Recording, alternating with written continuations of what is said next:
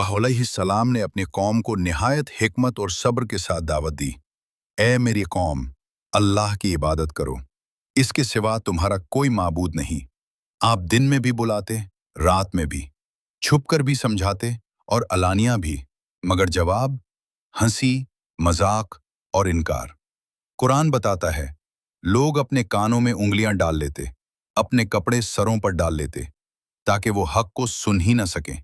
साल गुजरते गए, दहाइयों ने सदियों का रूप लिया, तकरीबन 950 साल। इतनी तवील मुद्दत में भी ईमान लाने वाले बहुत कम रहे। कौम के सरदार कहते, ये तो तुम्हारी तरह एक इंसान है, अगर अल्लाह चाहता तो फरिश्ते भेजता। ये जिद थी, तकब्बुर था। आखिरकार वो वक्त आया जब सब्र अपनी इंतहा को पहुंचा। हजरत नूह अलैहिस्सलाम ने अल्लाह के हुजूर अर्ज किया, ए मेरे रब, जमीन पर काफिरों में से किसी को न छोड़। ये दुआ एक फैसले का ऐलान थी।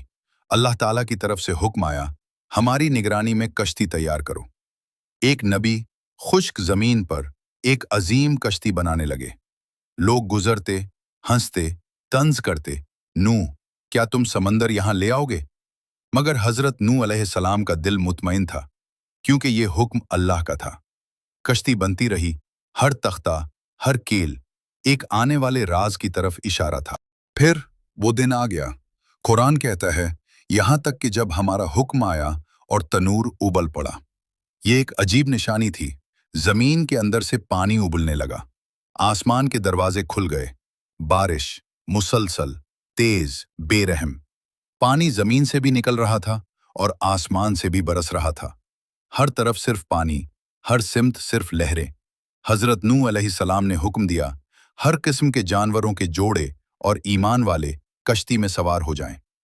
कश्ती भरने लगी, मगर एक दिल बेचैन था।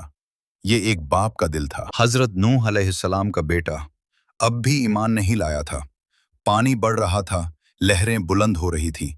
हजरत नूह अलैहिस्सलाम ने पुकारा, ए मेरे बेटे, हमारे साथ सवार हो जाओ, काफिरों में न रहो। मगर जवाब आया, मैं पहाड़ पर पनाह ले लूंगा, वो मुझे बचा लेगा। ये लम्हा इंतहाई दर्दनाक था। एक तरफ नबूवत, दूसरी तरफ बेटे की मोहब्बत, मगर अल्लाह का फैसला वाज़े था। हजरत नूह अलैहिस्सलाम ने फरमाया, आज अल्लाह के अजाब से कोई बचाने वाला नहीं, सिवाय उसके जिस पर अल्लाह रहम करे। अचानक एक बड़ी लहर आई और दोनों के दरमियान हायल हो गई।